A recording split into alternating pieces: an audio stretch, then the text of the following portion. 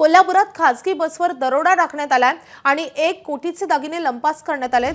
चाकूचा आणि कोयत्याचा धाक दाखवून हे दागिने लुटण्यात आलेले आहेत। कोल्हापूरहून मुंबईला येत होत्या ही खासगी बस येत होती आणि 7 ते 8 जणांनी सोने चांदीचे दागिने लुटून नेलेले आहेत। किणी टोल नाका जवळ हा सगळा गंभीर प्रकार घडलाय।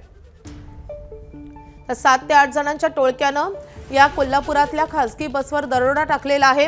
कोल्हापुरातून मुंबईकडे ही बस येत होती आणि त्यावेळेला किणी टोल नाका परिसरात ही बस अडवून कोयत्याचा चाकूचा धाक दाखवून करोडोंचे दागिने लुटण्यात आलेले आहे।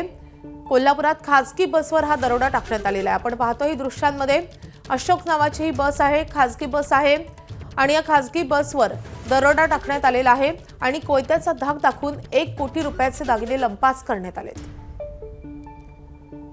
त्यामुळे गंभीर प्रकार कोल्हापूर जवळ घडलेला आहे। 7 ते 8 जणांच्या टोळक्याने हे सगळं कृत्य केलेलं आहे। या संदर्भात अधिकचे अपडेट देण्यासाठी आपले प्रतिनिधी विजय केसरकर आपल्या सोबत आहेत। विजय, नेमका हा दरोडा कसा टाकण्यात आला आणि या आरोपींना पकडण्यात यश आलंय का?